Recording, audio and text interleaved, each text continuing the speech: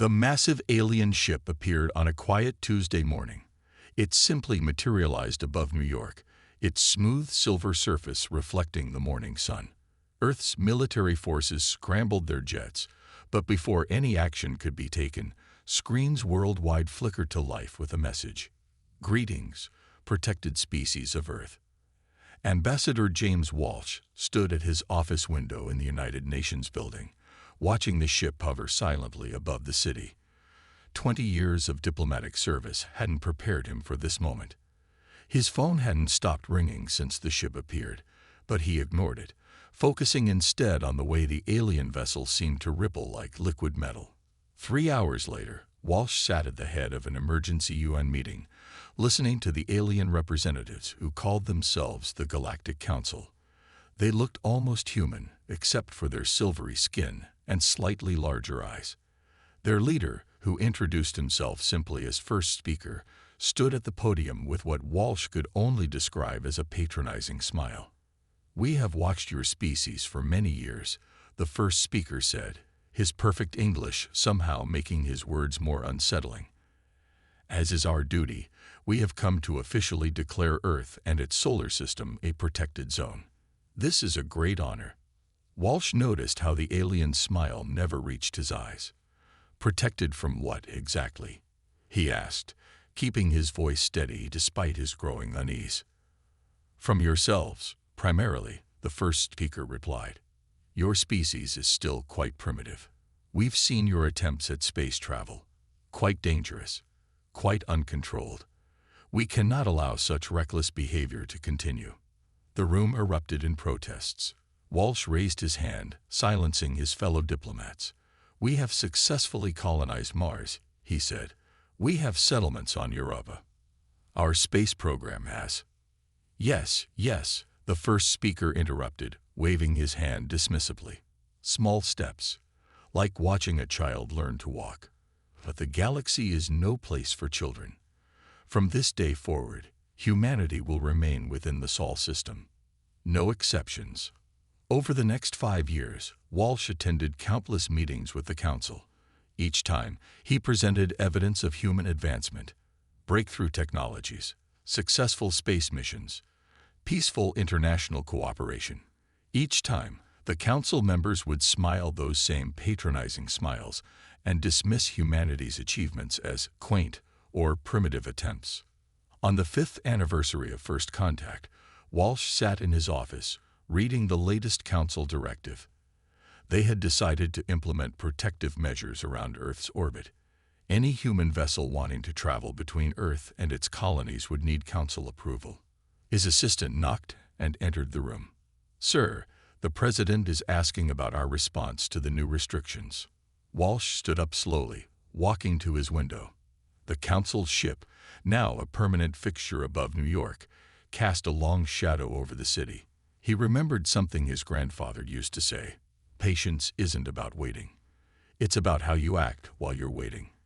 "Tell the President," Walsh said quietly, "that we will continue to cooperate. For now." He watched as a Council shuttle descended from the main ship, its surface gleaming in the sunlight. The aliens never seemed to notice how humans fell silent when they passed by. They didn't see how people's eyes followed their movements, studying and learning. They mistook silence for acceptance, patience for submission. Walsh picked up a small metal paperweight from his desk, a gift from the Mars colony. Inside it was a tiny red crystal, manufactured in the secret facilities beneath the Martian surface. Facilities the Council knew nothing about. He smiled, remembering another thing his grandfather used to say: "The thing about patience is that it runs out." Looking up at the alien ship, Walsh whispered to himself, "They think they're protecting us from the galaxy. Soon they'll learn. Maybe they should have protected the galaxy from us." The Council's ship continued to float serenely above the city, unaware that humanity's patience was not endless.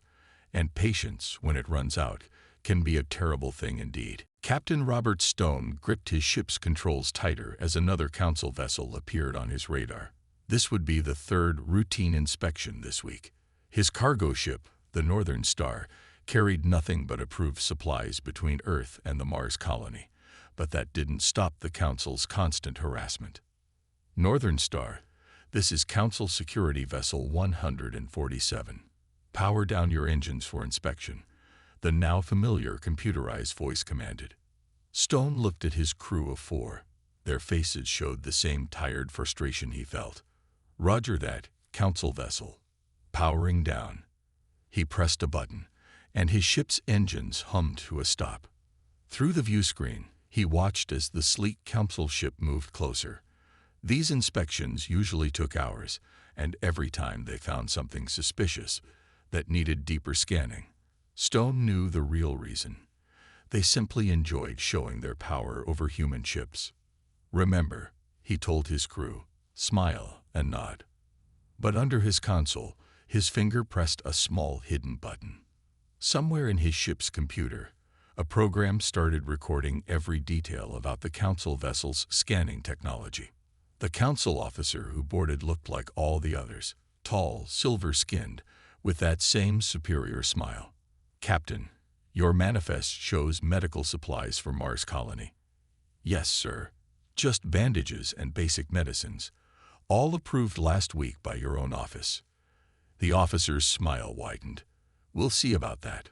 5 hours later, the Northern Star finally received permission to continue its journey. Stone watched the Council ship disappear into the darkness of space. Only then did he allow himself to check the hidden computer readings. Perfect. Another complete scan of their technology recorded and ready to be analyzed back on Mars. Back in his quarters that night, Stone opened a secure channel to Mars Command. General Wright's face appeared on the screen, looking as tired as Stone felt. Another inspection? The general asked. 3rd this week, sir. They're getting bolder. Today they suggested that carrying too many medical supplies might encourage reckless behavior in the colonies. The general's expression darkened. It's the same everywhere. They've started blocking ships near Europa too. Last week they disabled a mining vessel, claimed it was too close to Jupiter's orbit. He paused, checking something off screen. Did you get the readings? Complete scan of their inspection equipment. The boys in research will love this one. They're using a new type of scanner. Good work, Captain. Keep your head down and keep collecting data. Remember, patience. Stone finished with a grim smile. I know, sir. The next morning, Stone walked through the Mars colony's underground levels, areas that didn't exist on any official maps. He passed dozens of workers assembling ships that would never be registered with the Council. The air hummed with the sound of machinery and determination. A group of engineers huddled around a newly completed engine, its design based on Council technology, but improved by human innovation. One of them looked up as Stone passed. Captain, want to see something cool? Stone stopped, watching as they demonstrated their latest achievement. The engine powered up without any heat signature, completely invisible to Council scanners. He smiled, remembering the patronizing words of today's inspection officer. Later, in his private quarters, Stone looked out his window at the red Martian landscape. A Council ship passed overhead, its crew probably feeling very pleased with themselves for monitoring the primitive humans so well. They never bothered to scan deeper than the surface buildings. They never thought they needed to. His communication device buzzed. Another cargo run scheduled for tomorrow. More inspections, more delays, more chances to study Council technology. They think they're teaching us patience, Stone muttered to himself, watching the Council ship disappear over the horizon. Instead, they're teaching us exactly how to beat them at their own game. In his desk drawer, a folder contained reports of Council ships blocking trade routes, disabling human vessels, and endless protective inspections. Soon, very soon, that folder would be full enough, and humanity's patience would reach its end. The warning signs were there, clear as day. The Council just wasn't smart enough to read them. Dr. Alice Thompson stared at the empty crew photos on her office wall. Just yesterday, these 300 men and women had been alive, working on humanity's most advanced research vessel, the Discovery. Now they were gone, destroyed by Council weapons for the crime of threatening galactic peace. The discovery had been her life's work, a research vessel studying deep space phenomena, operating within the allowed boundaries of the Sol system. Everything had been approved, every permit filed, every inspection passed. Her computer screen still showed the last transmission from the ship. Council vessels approaching. We've done nothing wrong. They're charging weapons. This is discovery. We need immediate. Then silence. The Council's official statement played on repeat on every news channel. The human vessel displayed aggressive technologies that could destabilize the region. Protective action was required to maintain peace. Alice's hand shook as she packed her personal items. Security footage from a nearby satellite, one the Council didn't know about, had shown the truth. The Discovery had been running routine scans of Saturn's rings when 3 Council ships surrounded it. There had been no warning, no chance to explain. Just destruction.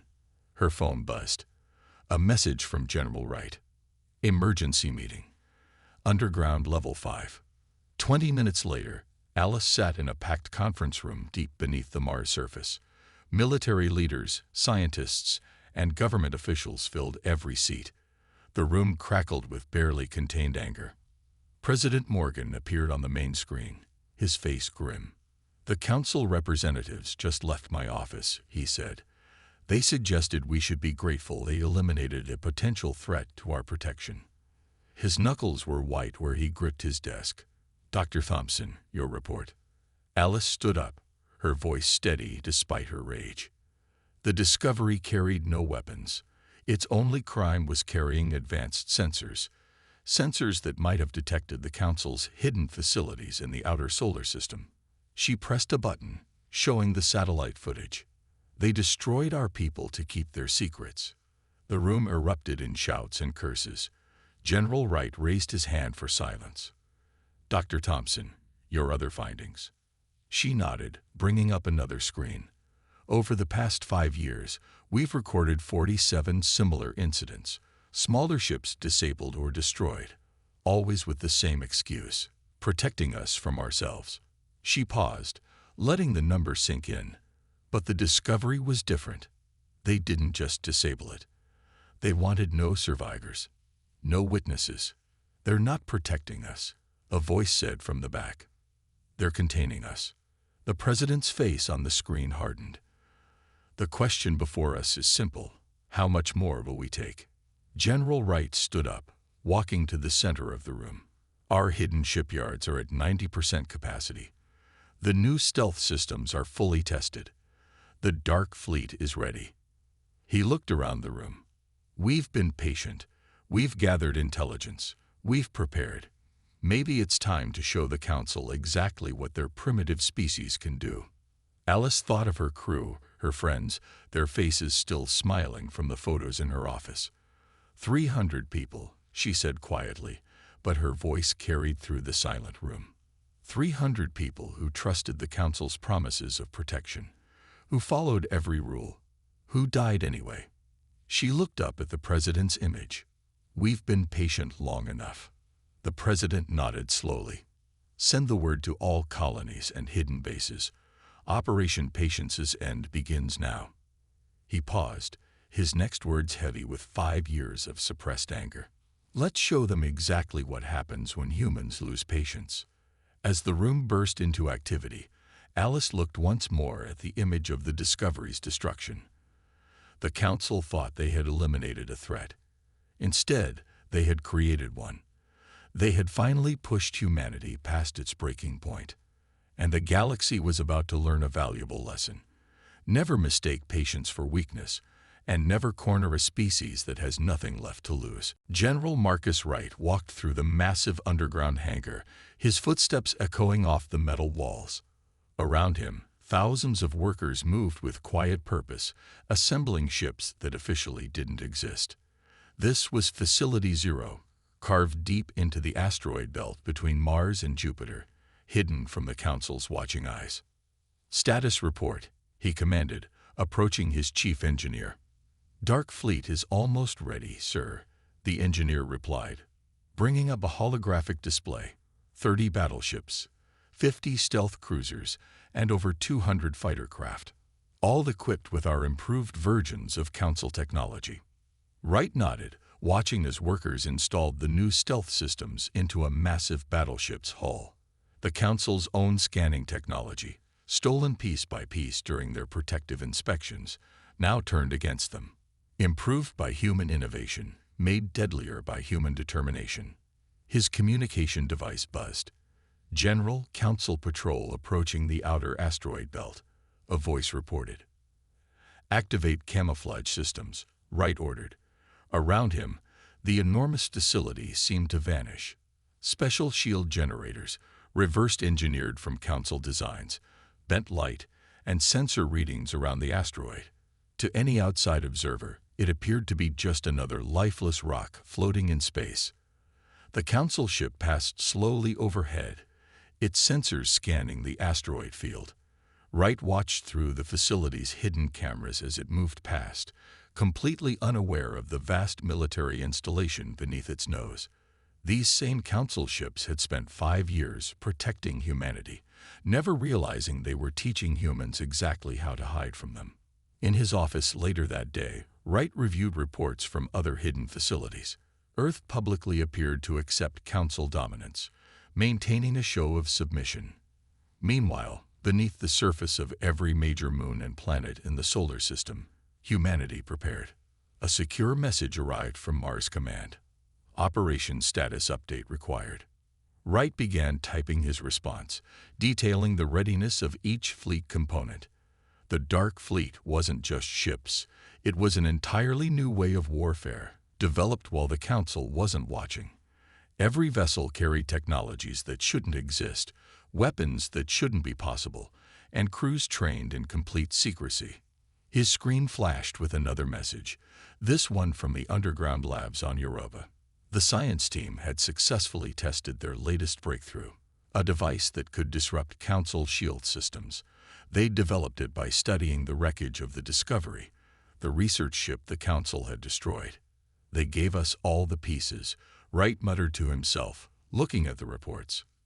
"Every inspection, every restriction, every act of dominance. They showed us exactly how their technology worked." The facility's lights dimmed briefly as another battleship's engines tested, the sound dampened by special systems that kept the noise from traveling through space. On its hull, stealth plating absorbed light, making it nearly invisible to the naked eye. Inside, weapon systems waited, more advanced than anything the Council had ever seen. A final report came in from Earth Command. The Council had just announced new restrictions on human space travel, limiting ships to specific safety corridors. Wright smiled grimly. Let them think humanity was contained, controlled, accepting their fate as a protected species. "Send to all commands," Wright typed. "Final preparation phase complete. Await signal for Operation Patience's end." He stood at the viewing window of his office, watching the endless stream of workers and engineers moving between ships. 5 years of playing weak, of appearing primitive, of letting the Council think they were in control. 5 years of learning, building, and preparing in complete silence. The Council thought they were watching over a simple, primitive species. They never considered that every patronizing inspection taught humans more about their technology. Every restriction pushed human innovation further. Every act of dominance fueled human determination. "Primitives don't build fleets like this," Wright said to himself, watching as another battleship's stealth systems activated, making it vanish from view.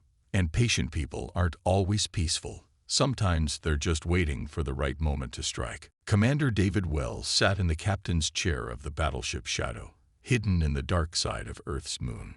His ship, along with 30 others just like it, waited silently. Their new stealth systems made them invisible to Council sensors. 5 years of patience was about to end. "All ships report ready, Commander," his first officer said quietly. Wells checked the time. 400 Earth Standard Time. The Council's main ship still floated above New York, its crew unaware that anything was different about this quiet morning. "Send to all ships," Wells ordered. Operation Patience's end begins in 5 minutes. Remember your targets. No council monitoring station leaves this solar system. The bridge crew worked silently, their movements precise.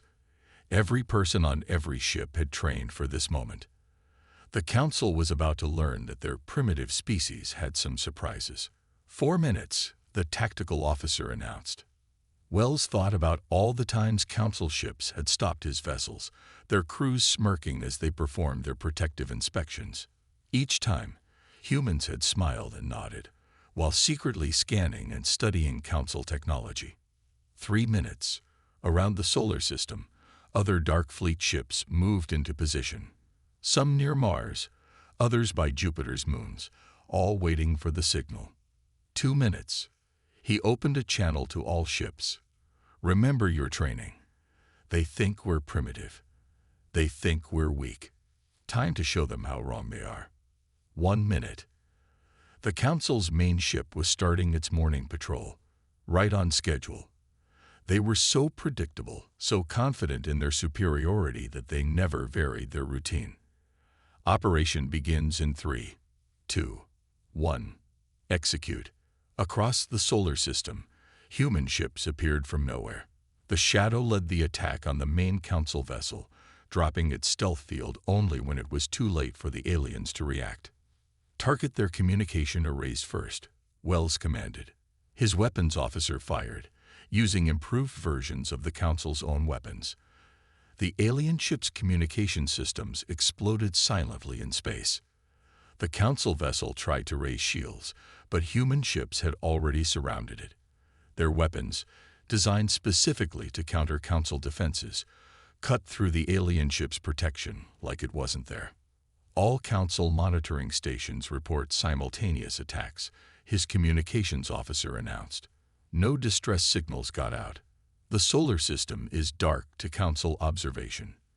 Wells watched as the Council's main ship hung powerless in space, its weapons disabled, its engines dead. Open a channel to their bridge. The Council commander's face appeared on screen, his silver skin pale with shock. This is impossible. You're a protected species. Primitive. How did you? 5 years, Wells interrupted. For 5 years, you inspected our ships, restricted our movements, and called us primitive. Every inspection taught us about your technology. Every restriction showed us your weaknesses. Every insult fueled our determination. Around the solar system, reports came in. Council monitoring stations were captured or destroyed. Their crews, used to dealing with primitive humans, had been completely unprepared for the advanced technology and tactics used against them. Send to all stations, Wells ordered. Phase 1 complete. Begin Phase 2. His ship's screen showed human vessels appearing from hidden bases throughout the asteroid belt. The Dark Fleet, larger than any Council force in the sector, moved into defensive positions around Earth and its colonies. The Council commander still stared in disbelief. But we were protecting you.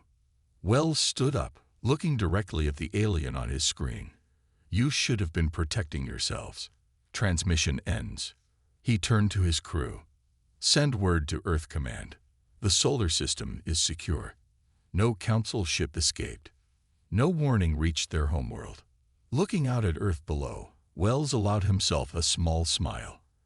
The Council had spent 5 years teaching humanity about advanced technology, thinking they were containing a primitive species. Instead, they had armed and trained their own worst nightmare. Status report from all ships, his first officer called out. Dark Fleet ready to begin expansion beyond solar system. Waiting for your command. Wells nodded. Tell them to launch. It's time to show the galaxy what happens when humans lose patience. Thomas Reed walked calmly through the corridors of the Galactic Council's central chamber on their homeworld. For 15 years, he had served as a council member, rising through their ranks, trusted with their highest secrets. None of them had ever suspected he was human. Today's emergency session would be interesting. The Council hadn't received any reports from Earth's solar system in 3 days. All their ships and monitoring stations had gone silent at exactly the same moment. He entered the giant circular chamber, taking his usual seat among the 100 council members. The first speaker stood at the central podium, his silver skin dull with worry. Members of the council, the first speaker began, we face an unprecedented situation. We have lost all contact with the Sol System Protection Force. Reed watched his fellow council members shift uncomfortably in their seats. They had never lost an entire protection force before. Our nearest fleet is 3 days from the human solar system. The first speaker continued. We have dispatched them to. The chamber's main screen suddenly activated. The face that appeared made every council member freeze. It was Commander Wells of the Human Dark Fleet. Greetings, Galactic Council, Wells said calmly. I'm afraid your fleet won't find anything when they arrive. We've already dealt with all your forces in our system. The chamber erupted in shocked voices. The first speaker raised his hands for silence. This is impossible. Humans don't have the technology to defeat your ships. Wells interrupted with a smile. To break your communications blackout. To hack into your secure chamber systems. He paused. You spent 5 years showing us exactly how all your technology works. Did you think we weren't paying attention? Reed stood up slowly, drawing all eyes to him. Perhaps, he said, letting his holographic disguise fade away, revealing his human features, you should have paid more attention yourselves. The chaos that followed was impressive. Council members jumped from their seats. Guards rushed forward. But Reed simply smiled and pressed a button on his wrist. Every weapon in the chamber instantly powered down. 15 years, Reed announced to the stunned chamber. I've spent 15 years studying your technology, sending data back to Earth, learning your weaknesses. You never noticed because you were so certain of your superiority. On the screen, Commander Wells nodded. While you were busy protecting us, we were preparing. Everything you think you know about human technology is wrong. Those primitive ships you inspected, decoys, those simple colonies you monitored, cover for our real operations. The first speaker had fallen into his chair, his face pale. But the protection protocol, we were helping you. No, Reed said firmly. You were containing us, controlling us, and humans don't like being controlled. He walked to the center of the chamber. Right now, human fleets are moving through your territory. Many of your subject species are already pledging support to us. Seems we weren't the only ones tired of your protection. The human fleet is already here, Wells added from the screen. We've been here for days, using the stealth technology we developed. Your orbital defenses are already under our control. The council members looked up at their chamber's ceiling, suddenly realizing that their mighty city was already surrounded. So here's what happens next, Reed announced. The old council system ends today. No more protected species. No more containment. No more superior races looking down on primitives. He smiled at his former fellow council members. Consider this humanity's application for full galactic membership. I suggest you accept it. And if we refuse? The first speaker asked weakly. Wells answered from the screen. Then you'll learn that humans haven't shown you everything we can do. We've been very patient. You don't want to see what happens when that patience runs out completely. Reed looked around the chamber, at the faces of the beings who had thought themselves so superior. Time to vote, council members. And remember, we're not primitive, we're not children, and we're certainly not asking for permission anymore. The vote that followed was unanimous. Sometimes, Reed reflected, the most powerful weapon wasn't technology or ships or weapons. Sometimes it was simply letting your enemy underestimate you until it was too late. President Anna Mitchell stood at the podium in the newly constructed Galactic Assembly Hall on Earth. The massive room, built in just 6 months using a combination of human and alien technology, held representatives from over 300 species. 1 year had passed since humanity had revealed its true capabilities to the galaxy. The former council chamber on their homeworld now sat empty, a reminder of the old order's fall. In its place, this new hall represented something different, true cooperation among equals. Welcome to the first official meeting of the Galactic Cooperative, Mitchell began, her voice carrying through the hall. 1 year ago, humanity proved that no species has the right to claim superiority over others. Today, we begin a new chapter in galactic history. She looked around the room. Many faces looked back, some human, some alien, all equal. In the front row, Commander Wells and Thomas Reed sat beside representatives from former Council worlds. General Wright and Dr. Thompson were there too, their presence a reminder of how far humanity had come. The old Council thought they were containing a primitive species, Mitchell continued. Instead, they taught us everything we needed to know about galactic civilization. We learned, we adapted, we improved, and when the time came, we proved that patience doesn't mean weakness. The assembly hall's main screen displayed images from the past year. Human ships helping former Council worlds, new trade routes being established, joint scientific missions launching into unexplored space. The Dark Fleet, once a secret weapon, now served as a peacekeeping force, protecting the rights of all species. In the past year, we've seen incredible changes, Mitchell said. 97 formerly protected species have joined the cooperative as full members. Our combined scientific knowledge has advanced more in 1 year than in the previous 50. And most importantly, no species now claims to be superior to another. She pressed a button, bringing up the new galactic charter on the huge screen. 1. All spacefaring species have the right to explore and expand. 2. Technology and knowledge shall be shared, not controlled. 3. No species may claim authority over another. 4. Protection may be offered, but never imposed. 5. The strong shall help the weak to grow, not keep them weak. In the audience, several former Council members shifted uncomfortably.